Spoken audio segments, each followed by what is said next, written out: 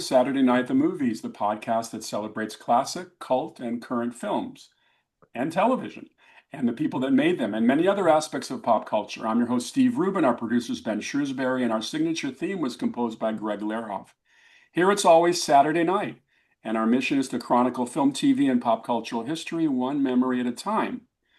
Tonight it's time to stretch your bows and sling your arrows because we're talking the new Robin Hood series with the creators, namely screenwriter, producer, director, and showrunner John Glenn and writer, director, producer Jonathan English, who is coming to us from the series headquarters outside Belgrade, Serbia. Welcome to Saturday Night at the Movies, gentlemen. Thanks for having me.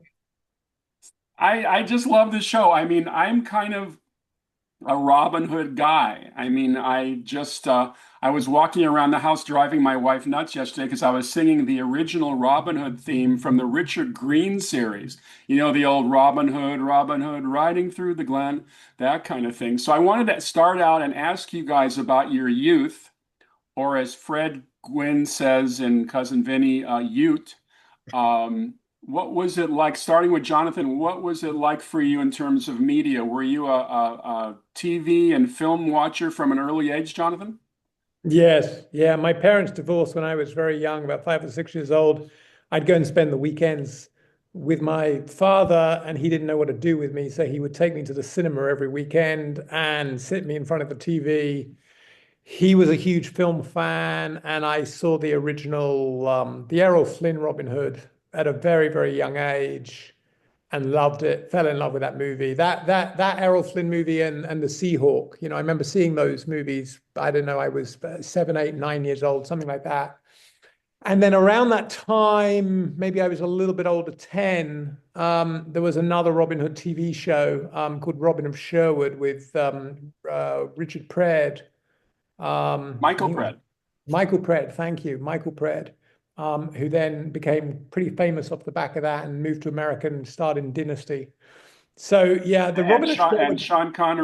Sean Connery's son, Jason, That's right. replaced him. Yeah, no, Exactly. Yeah. Yeah. So for me, the Robin Hood thing kind of was all about Errol Flynn and then the Michael Praed TV show, which was a pretty good show. Small, very small, but so well made, so kind of, great. And then, everything else came along later. So yeah, but I was a huge film fan and, loved action adventure films.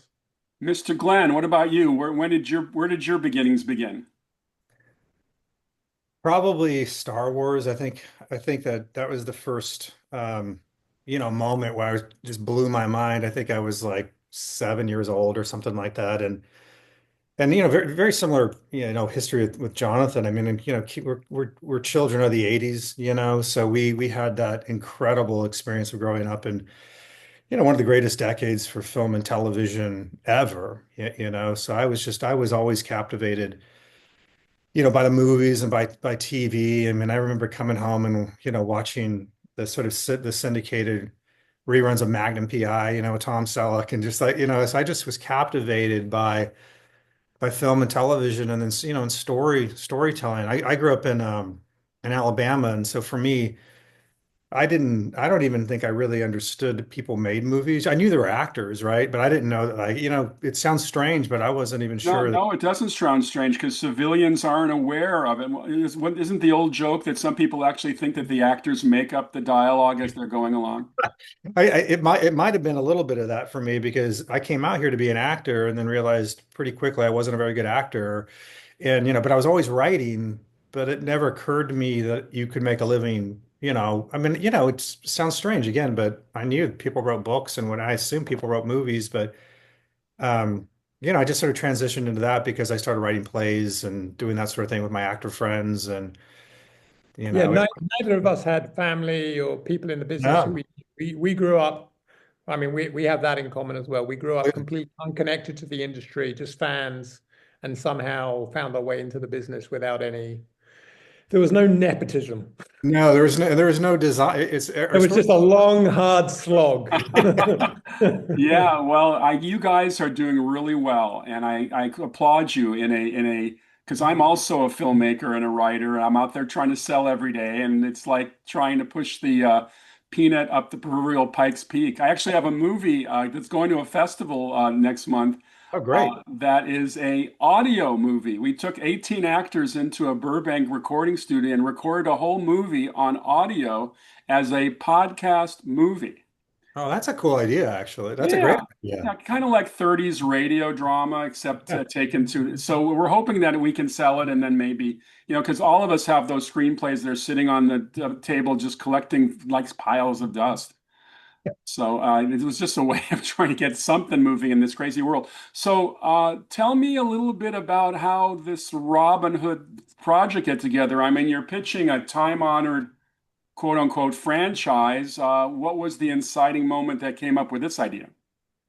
It mostly burst the core um, idea from Jonathan. I mean, Jonathan, being English, huge Robin Hood fan, and we met actually working in Serbia. I brought a show there that he helped me produce and had such a great time. We decided to start a business, to start a business together, create shows together, design them for Serbia. But Jonathan had such a kind of this incredible grasp of the real history of that time period and the real players and this very grounded kind of human way into the story, which for me, when he brought it up to me, I was like, Robin Hood, yeah, Robin Hood, I like Robin Hood. It's cool, but it always has kind of a little bit of, I don't know, kind of a fanciful quality to it, men in tights and damsels in distress and that sort of thing. But you know, the way Jonathan spoke of it was just in a way that I'd never really heard. So I became really captivated by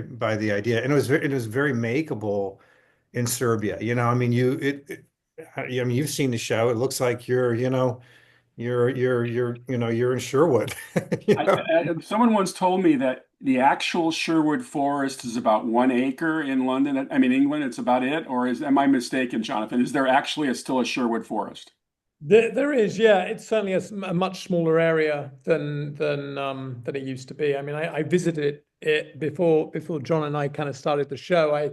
I made a little pilgrimage to Sherwood and to Nottingham, and yeah, the Sherwood Forest is actually really beautiful. What's there? There's a very nice visitor center. They kind of take care of the place really well, and it's definitely worth a visit. It's small. I mean, I don't know how many acres it is. It's like, I don't know, 20, 30, 50 acres. I mean, it's a decent size. But it's certainly not what it used to be in 1,000 years ago. It was enormous. It kind of covered 10, 20% of England. That the whole of the Midlands was Sherwood was just deep forest basically. It Well, does have the most significant thing about it is it has the largest collection of ancient oak trees. I mean, they have oak trees there that are 1,000 years old and 800 years old and 500 years old. So those are pretty incredible. But yeah, it's there. It's a real place. I mean, well, a lot of. I mean, I think that's to pick up on the conversation and where John left off. A lot of there's an awful lot of real history around Robin Hood. And of course, the Robin Hood story has been told for 1,000 years, and the version of Robin Hood that we all know, whether it's Errol Flynn or Kevin Costner or Mel Brooks, it's a very recent interpretation of the Robin Hood story. It's very much 20th century, and in turn based on Robin Hood was like a publishing sensation in the Victorian period in the 18th and 19th century. And the books that were really popular were children's books. And there was a book called, Robin Hood and the Merry Men, and it was an illustrated children's book. And that's actually the book that was used for the Errol Flynn movie, which sort of set the tone of a rather sort of family entertainment type sort of, character and story. But as you go back through the centuries, the storytelling around Robin Hood, the plays, the ballads, all become a little bit more adult, a little bit more grounded, a little bit more interesting. Still Sherwood Forest, still with the kind of cast of characters that we know. And the early ballads that still exist go all the way back to the 13th and the 12th century. So there's a lot about him that's very available, that you can find and read about, that's more connected to history. And when you get back to that sort of the real 12th century history, when somebody called Robin Hood obviously existed, it's an amazing period because you have, Prince John who becomes King John, and You have the Barons' Rebellion against him and the Magna Carta, but you also have Eleanor of Aquitaine, his mother. You have Prince Richard. You have this incredible period of history. It's very turbulent history, which was actually the backdrop of the Robin Hood legend.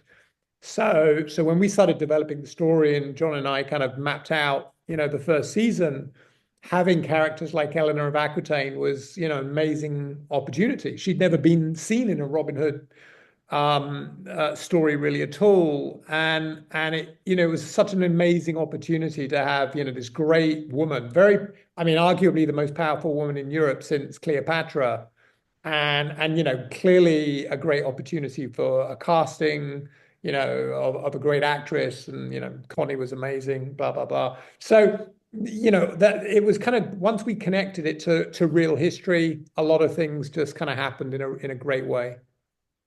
Well, the Robin Hoods, obviously you mentioned Errol Flynn. I mean, Robin Hood is often portrayed as this larger than life figure, this ultimate hero. Your Robin Hood, played by Jack, is very gritty, very low key, down to earth. He's introduced as practically a kid, but he obviously grows to become this character because of the great difficulties his family faces. I like the fact that, sometimes things are too pretty. Sometimes they take Yeah. away from reality. You have a very dirty series. Everybody looks like they haven't bathed in a few days or weeks. And even the royals look, they have kind of I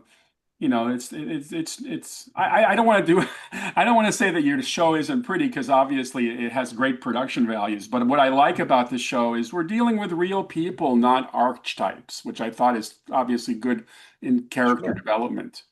Let's talk about some of these wonderful actors you've assembled. Starting with let me just pull them up. Let's start with Jack. I mean, casting Robin Hood is probably similar right now than casting James Bond. You got to find, you got to find the right guy, and it's not easy. How long of a process was it? I know that Jack's Australian, right?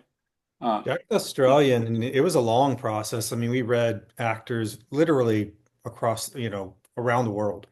I I mean, think it, I think like a thousand people, young like actors auditioned for it. We didn't look at a thousand, but I think from all the different casting directors and teams involved, a lot of casting people involved. There was about 1,000 people when I we started. looked at, I mean, hundreds specifically, and we were looking for a very specific thing, in an actor. We wanted someone very masculine. You know what I mean? We're like fans of masculinity. It felt very important to the character. It felt important that he didn't feel too modern. This was kind of a word that Jonathan was always using that I thought was really, really smart. Is just for us to be very cautious about, modernism in a sense. You know what I mean? To kind of to ground that world, make it feel real and lived in. And we saw some amazing actors, but then both of us, and this is it's great in a partnership, where we do so much together.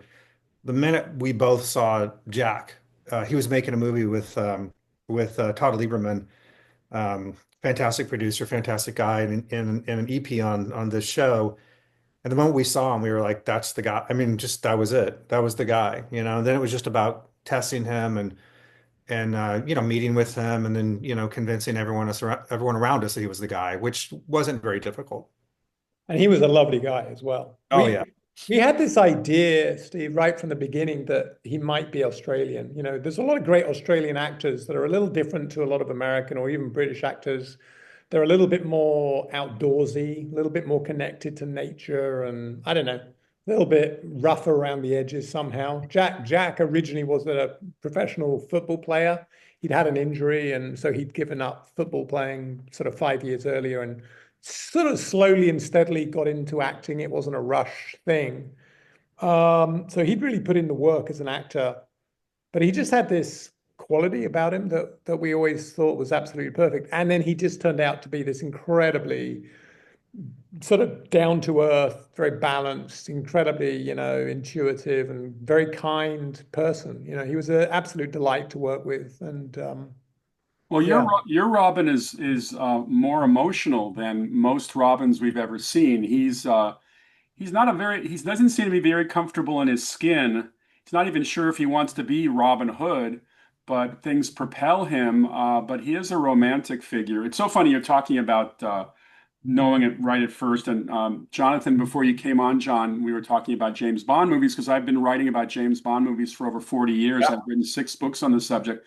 And it's funny because when George Lazenby walked into Albert R. Broccoli's office in '68 to become a possible Bond candidate, he brought a lot of that same Australian kind of swagger. And Yeah. I think he was also may have also been injured in some kind of sporting thing and forced him to be a car salesman until he became James Bond. But so let me ask the question: had because actors have a lot of things on their resumes. Had Jack ever picked up a bow before, or was it starting from scratch? No, no, yeah, no, Uh, no. I don't even think he might not even knew what a bow and arrow is, you know? It's no, like, he yeah, trained completely for everything and learned he learned to fire the bow incredibly well. yeah. Incredible. I mean, he is an athlete, you know. He's at heart an athlete. So he took to the physicality of the role really, really well. Oh Yeah. yeah, yeah. I mean, it's so funny when you read into the history of the original Errol Flynn Robin Hood, you discover that they had the world's greatest archer on that set. I believe he literally would shoot arrows at real actors with wood under their chainmail or whatever, and he could hit the target every time. I'll tell you, if I was if Yeah, I we was can't an do that extra these on that days. if I was Yes. an extra on that set, I'd be a little nervous every day. Yeah. Um, We but always like the fact that Errol Flynn was also Australian. You know, a lot of people don't realize he was Australian. yeah, So yeah, no, exactly. Um, Now you got let me just pull them up for a second here. Um, I have all this laid out nicely, and of course it's not in front of me, but let's talk a little bit about Sean Bean. I mean, Sean Bean to me is like gold in the bucket. I mean, Yeah. Yes. he's been so associated with so many like, franchises, Lord of the Rings, Game of Thrones. Getting him was obviously a big plum for you. Was that a challenge? Well, I mean, we wanted a Sean Bean. I mean, Sean was always in our top five, like our sort of dream five. We kind of had our own kind of internal list, and Sean was always, in it. But we get very lucky in, with actors in the sense that they really responded to the material, So Sean's agent read it, and we didn't go to him. His agent read it and gave it to him, and then we learned he was interested. So for us, it was just, I mean, he's kind of he's a dream, It's a dream to cast someone at his level because you learn, in life, whether it's filmmaking or, making a show, making a movie, whatever, you learn from everyone around you if you're open. But with someone like Sean and Connie, I would say you learn a lot about, for, two guys like Jonathan and I that have been doing this for, 25, 30 years, you learn a lot about filmmaking. You learn a lot about storytelling. You learn a lot about, writing characters. And that's sort of, it's just that experience that he brings with him is, he's just incredible. And he talk about a dream to work with. He's the nicest guy. I mean, he's just such a pro on every level, just fun to be around. So yeah, that was like you said, he's gold in a bucket. yeah, No, no, he's also an interesting character because he's I mean, the Sheriff of Nottingham has always been the bad guy, but I kind of got to know his, dynamic. He's not entirely a bad guy. He's very Oh, concerned about his daughter. He's he's born by events. Unfortunately, he loses a little bit control. But I won't give away spoilers for everybody who's listening and watching. I mean, this show just start watching it because it's just it propels you. It definitely propels you. And then of course Connie, the same thing. Another terrific actress. We all know her from Gladiator. Difficult to get her, or just does she also love the material? yeah, love the material. I mean, just responded to the material and the character particularly. You know, I think she knew who as a European actress, of course, although, you know, most of her time is she lives in America and, you know, most of her career is there, but at heart she's still a very strong, intelligent European woman. And so she knew all about Eleanor of Aquitaine, and I think it was just a, incredibly passionate subject for her to play that role and brought so much to it. So speaking of characters that definitely a different slant, uh, Angus Castle Dowdy plays Tuck, a very unusual Tuck. I think we're all used to a rather portly Tuck, with a sense of humor, and your Tuck is the opposite. He's kind of a bit of a rail of physicality, but he's a smart Tuck, and he becomes more of an advisor to Robin, knowing a lot about the kingdom at that time. What motivated you to write Tuck that way? Well, I think for both of us, we wanted to, put our own stamp on it. We wanted to say, true to a degree, to the material, but there was an opportunity with Tuck just to do something different, to see a different Tuck in our story, I guess you could say we meet Tuck younger.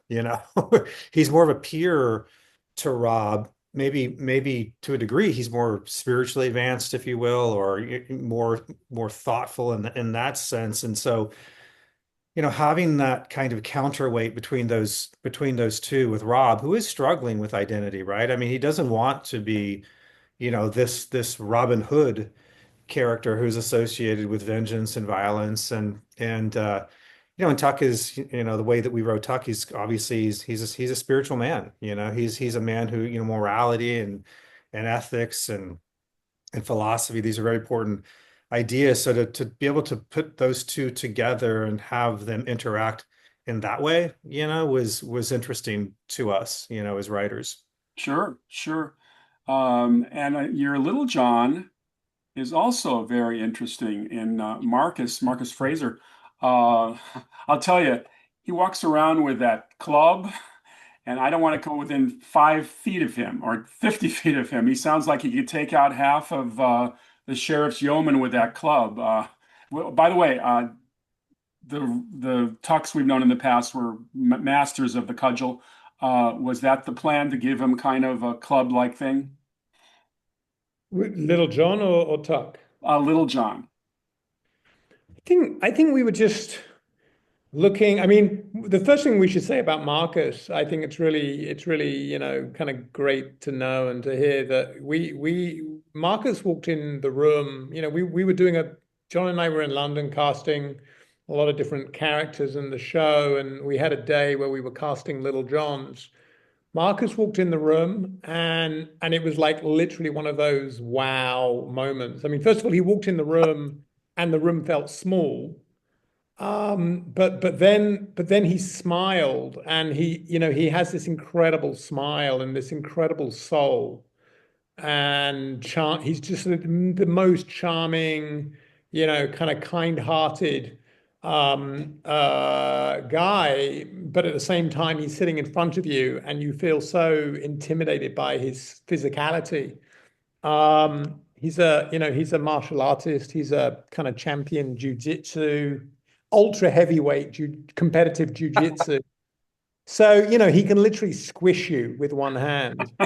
And we were just blown away by him. I mean, we had a kind of open casting idea about Little John, and Marcus just came in and literally just blew us away. And it's just so, I mean, so that's how he came into the project, and the look of the character, the cloak, the staff, the dreadlocks. I mean, everything just sort of grew around Marcus, really. Sure, sure. Um, well, every Robin Hood show has to have a really good bad guy, and we talked a little about Sean Bean not really being a traditional bad guy because has conflicts. But uh, let's see, it's Huntington. Steve Waddington Steve plays Huntington. Waddington as Huntington just drips bad guy. He's just one of these guys who he just doesn't back down from everything. And I guess in the course of the story, we discover that he has a particular uh, antipathy towards the Loxleys. Tell us a little bit about finding Stephen and what you discovered in Stephen. I think what you said is really important too, is that one of a very clear narrative design for us was to not have the sheriff, because to me, the sheriff is always just presented as this one-dimensional, obsessive bad guy running around looking for Robin Hood, never catching him, right? So we wanted to have, you need an antagonist, right? For a story like this, and we didn't want that to be the sheriff, and so Huntington, played by Steve Waddington, who's a phenomenal actor. I mean, just a phenomenal. We were both crazy, crazy fans of his. Provided us that antagonist that we needed, and he's a layered antagonist as well. I mean, you realize there's a lot going on internally. There's a lot that sort of shaped him in this way. But it allowed us to do something. His character allowed us to do something very different with the sheriff, which over the first two seasons, what we're doing with him is telling the story of his obsession. Like, how did the sheriff become a man obsessed with Robin Hood? That story doesn't really truly land, or we don't identify that cause until later on in season two, which we've pretty much already broken it. But yeah, Steve Waddington. I mean, we just got so lucky. He's another just phenomenal guy, pleasure to be around, so much fun, phenomenal sense of humor, but a giant talent, a giant talent, and to get an actor at his level, of his caliber in that role was another win for us. How far are you into season two shooting wise? We're not shooting yet. Oh, you're not shooting yet. Yeah, we've just broken it, but we'll knock on wood, if everything goes as the way that, it looks like it's going, we'll be shooting in May. Fabulous, fabulous. By the way, the idea of Belgrade, that area, had you both been working there before? I think you did say you had worked there before. Well, Yeah, Jonathan, you should run that down, because Jonathan has lived there for 70 years. I've been based in Belgrade for 7 or 8 years now. I was living in Los Angeles, and I just happened to come here by chance to make a film and had a great experience. And then I moved from Los Angeles to Belgrade in 2016. And I've been running a production company here and producing a lot of American television and movies out of Belgrade. And then, as John mentioned, John came here and did a show which we worked on together in 2019, and we'd met each other before, but that's where we sort of really connected, and then started talking about just how good it is to do production here. I mean, it's just arguably one of the best places in Europe. There's great crews, great facilities. There's a very good incentive from the Ministry of Culture, which operates and runs really well, and and really does incentivize foreign productions to come here and spend money. And Is there a good? and it's incredibly, it's just a very film-friendly, film-supported city and country. You can. What we did on Robin Hood, you just couldn't do it in a lot of other European countries, and certainly couldn't afford to do it. It's very cost effective, but with the incentive as well, it's really probably still the unbeatable deal in Europe. Is there a good deli in Belgrade? A good deli, there's Delhi, I don't know about Delhi. yeah, There's certainly great. a good bistro. Yeah. I mean, a movie army moves on its stomach, so I often think that part of the attraction to a location is how good is the food. So, well, you've been there 7 years. It can't be Oh, too bad. Food Now is there's phenomenal. food. Food is phenomenal in Belgrade, and the Yeah. people too. It's worth noting that people are amazing. It's just it's an incredibly friendly place with, like Jonathan said, incredibly talented people, but really, really, really, really good people, nice people. Well, we've got to talk about the women because this is not a male-oriented show at all. In fact, the women are on screen a lot, and I have to say that Lauren McQueen as Marian is just delightful. I'm Yeah. sure I'm sure the casting of the women was probably just as difficult as casting the guys. But where did you find Lauren? Because she is a fresh face. Yeah, she's worked at, she's been around for a little bit. Neither Jonathan nor I were familiar with her, but again, it was the same. the same situation with Jack. It's the moment we saw her, it's like, and we did a whole worldwide search, for Marian, and Yeah. the moment we saw her, we knew it was her. There were some great, great actresses we read, and really, really, amazingly talented people. But one of the things we should say is we always talked about is we wanted Rob and Marian to be new faces, which is not easy to do. It's not easy to get the buy-in of the studio and network, to do that.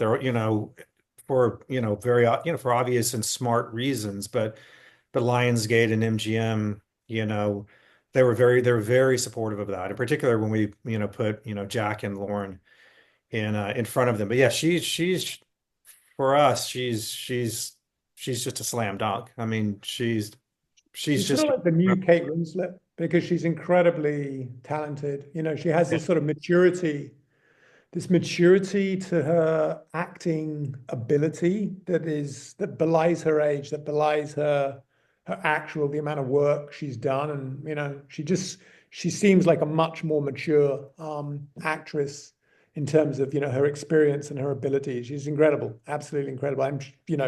She's for sure going to become a huge star. I mean, Jack will as well, but Lauren just has that aura about her. Incredibly talented actress. Well, Lydia Peckham definitely is the series sex pot. It's funny because there's certain requirements in dramatic series these days. You got to have, especially streaming series. There's got to be some, excuse the expression, some hot sex, and she seems to supply it with. This is the most flattering photograph of her, but she's quite Okay, I don't something. think she takes an unflattering photograph. That's There we go. There we go. There's a good shot of She her. was the same. I mean, she's actually based in New Zealand and she auditioned from New Zealand. And again, we just, as soon as we saw her, we thought she was absolutely perfect for the role. And, she's been around a little bit as well. She's done a little bit of work, knows what she's doing, very talented. But the minute she walked on set in the costume, we started working with her, it was literally like electricity. I mean, just lightning. Incredible. Absolutely incredible. Yeah, she's not dissimilar from the character in that she pops. She's very funny. She's very sardonic and witty and smart as hell. And yeah, like Jonathan said, I mean, we just fell in love with her from the moment we saw her. So she's great. It's that old phrase about something about whipping you off to a convent or something like that. It seems like her dad is constantly thinking of sending her off to a convent, which is, of course, Sean Bean. She ain't going to be there. And of course, her nemesis is a little different from Robin's nemesis. Her nemesis is this bishop, played, play Richard Lintern. And I'm not a big fan of religious figures, it's per se, especially in that period. They all seem to be so corrupt, and he certainly seems to qualify.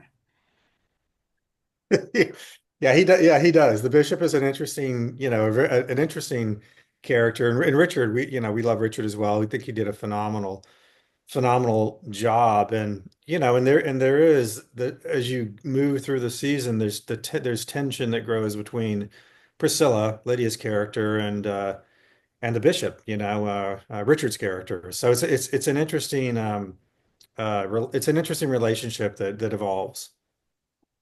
I had a photo of him, but I don't have it here right now. But I also like the actor that you picked for Prince John, Graeme Thomas King. Yeah. First of all, what I liked about it particularly is we've always seen the kind of older Prince John in various incarnations. I'm particularly thinking of the Robin Hood adjunct movie Ivanhoe, where Mm. he's a major character. What's interesting about his character is when you first meet him, he's doing something good. He's actually portrayed as a good guy. And then you realize how ambitious he is. All that kind of background and Machiavellian stuff that's going on in Eleanor's court is interesting for me. Now let's talk a little bit about the physicality of the show. Obviously, you just don't shoot in forests. You have to have facilities. You have to have Nottingham, and you have to have the Royal Court in London. How challenging? I assume the artisans in Belgrade are terrific at building. How much did you have to build, or did you actually find a castle?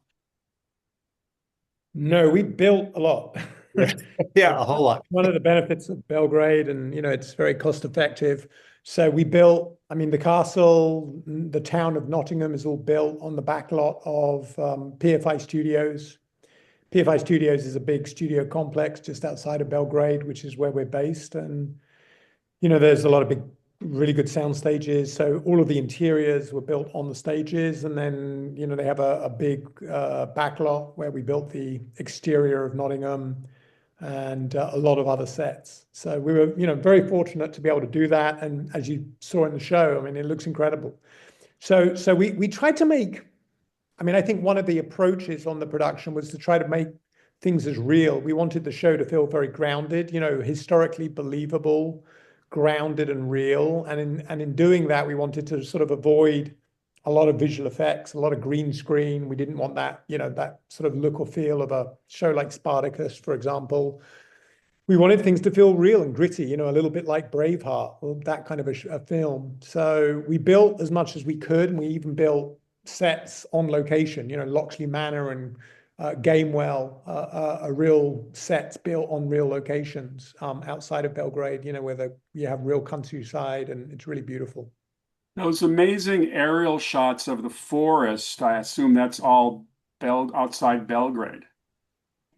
Yeah, yeah. We don't. There's none of that stock. That's all. That's Serbia. It's a shockingly beautiful country. It's I mean, some of these forests. It just feels like they're almost untouched, and in a way. But yeah, that's all where we shot. That's all. So unnecessary to go to England to shoot second unit shots of castles at all? You didn't feel the need for that, huh? No, No, and no. I think to be honest, Serbia and a lot of the countries in this region, they offer more opportunity than there's a lot of limitations to filming in England now, and there's not a lot of wilderness left in England, and there's some great castles, but castles are not so real castles are not so easy to shoot in because they're either ruined or they're full of tourists or full of That's kind of true. things that are, modern features. So modern, real historical buildings from the medieval period are actually, kind of hard to use. And there's not a lot of wilderness, in England. So in many ways, Serbia was ideal, and it has this, some areas outside of Belgrade where we were filming really looks like England. We have sort of beautiful rolling countryside. Oh yeah, no, no, I totally believe it. I was just going to ask you, if does Serbia actually have castles? Are there castles in Serbia? Oh yeah, yeah. Hmm. I mean, there are castles all over Europe, in fact, and in the Balkans, and going up through to Austria and Croatia and Romania. Amazing castles in Romania and across this whole region, in fact. So yes, there are, and we did use one or two real castles. We'll probably use some real castles in the region more in season two, just to sort of help expand the world. In terms of support from Lionsgate and MGM, in terms of getting you the funds you need to make this properly, were you working on a tight budget, or did you have the ability to do things, or did you have to cut back because of certain financial elements? No, I mean, I think we both described as a healthy budget for, shooting in the region, and they were very supportive financially. They were never trying to grind us, to save, because what we pitched was a world of scale and a world of scope. We're going to be in Westminster, we're going to be over here, we're going to, we're so they bought into sort of our our our conception, our idea of what this world could be, and how we can get out, not get stuck in. There's a key for us is not to get stuck in kind of small town, not get stuck in Nottingham, not just get stuck in Sherwood and just kind of ping pong back and forth, because I think that can become somewhat boring, for an audience. So we have these different places that we can go, Locksley Manor or Westminster, and we're going to continue to build the world out in season two in the same way. The grotto, Robin Hood's grotto, where they hide out in the forest, that was that an actual set or was that a actual location? We built a small cave set, but it's actually a real location. Yeah. Oh, Yeah. It's an enormous cathedral size cave that we knew about, and it's an incredible location, absolutely incredible. So we were very fortunate to be able to use that. There are some natural locations again in and around Serbia that are just stunning. And there's there's a lot of support for filmmaking here. So we were actually able to go to these places and film in them for several days. So yeah. Yeah, that cave is incredibly impressive. When you walk into it, there's two holes in the top of the cave, so natural sunlight comes in, and it's crazy. I mean, first time I was there, I almost couldn't believe it. It was the biggest cave I've ever been into by miles. I forgot to mention one of the other women on the show, and I'm not sure if I don't think I know her name. You'll obviously enlighten me, but she's on Robin's team there. Erica Ford, yeah, she plays Ralph. We love Erica. I mean, we love Erica Ford. And her interpretation of that character, is incredible. We always both of us always loved the character of Ralph. Like we always felt there was breakout potential in that character. It was just about finding the right person who could bring her to life, and Erica is 100% that person. 100% agree, absolutely. And she's she's molded into the plot so nicely because she has a thing for Robin, of course, he has a thing for Marian, creating the great triangle we love. So tell me, let me cut back to our poster. Tell me about the second season, what you can reveal, because I know we don't want to give any spoilers. But how is the second season? How would you describe the second season? I think, we always use one word in terms of, when we were in September, we started to really break it, and really start to talk about the storylines and the character arcs. And that words, elevation. We want to elevate it. We want to take it to another level, not just in scope, but in terms of what our characters are faced with. So there's we're opening the world up. We're gonna spend a little time in Rome.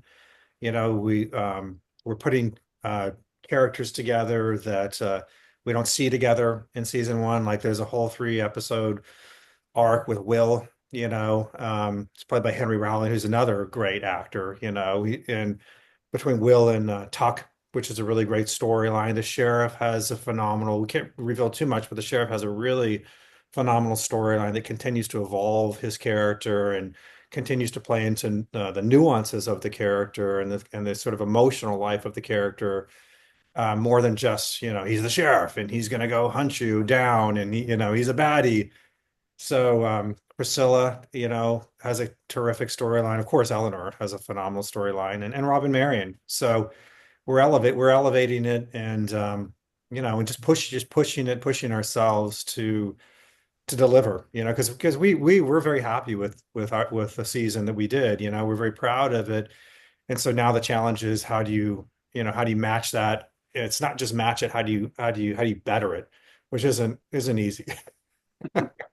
Never. Did the cast come through pretty much accident free, considering there's so much physicality in the show? Or did anybody hurt themselves? I don't think bad. Pretty much. Aside from Jonathan, Yeah. aside from Jonathan? Yeah. A couple of people fell off a horse, maybe, Yeah. but yeah, I mean, we were very, very fortunate, really, that we didn't have any serious incidents. Well, it Yeah, a sounds couple, like if couple of people got sick, that kind of thing, normal stuff, winter in Belgrade, but no, nothing dramatic. excuse me, my cell phone is talking to me over here. I don't know if this ever happens to you, but the phone sits on my desk 5 feet away and all of a sudden decides to start talking in the middle of it. I tell you, this AI is going to be the death of us all. Um, well, that's great. I'm glad everybody came through scot-free. For everybody who's listening and watching, the show is called Robin Hood. Easy title to remember. It's on MGM Plus. It's a Lionsgate MGM production. We've been having a delightful conversation with Jonathan English and John Glenn, the two Johns, who The will. Rolls Johns. Yes, yes. So delightful. Thank you so much for this great show. It really is a plus to have it in the lineup, and looking forward to second season. Are you guys totally on this, or do you actually work on other things as well at the same time? Well, I mean, we both have movies that that we're involved with, and we're always, we sold a another show together that we're going to do in Belgrade. That'll become public in about a month or so, probably, that we're really excited about. But we're going to shoot in Belgrade. It's not a period.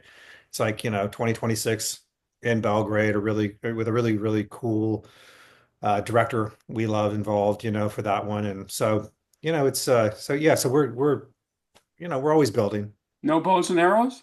Yeah, no bows and arrows. Not season one anyway. Well, thank you, gentlemen. I really appreciate you taking the time today. And this will be on the air this weekend. I'm putting it right on the Great. air on Sunday. You'll get the links for the YouTube, and then Monday on all the podcast platforms. We're also on a fast channel called True TV Plus.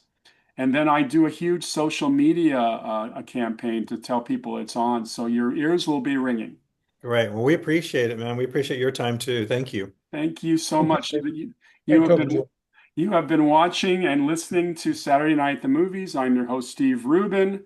Our producer's Ben Shrewsbury. If you like the show, don't hesitate to give us a thumbs up. We love good comments. Gentlemen, thank you so much. Thanks, man. Thank you.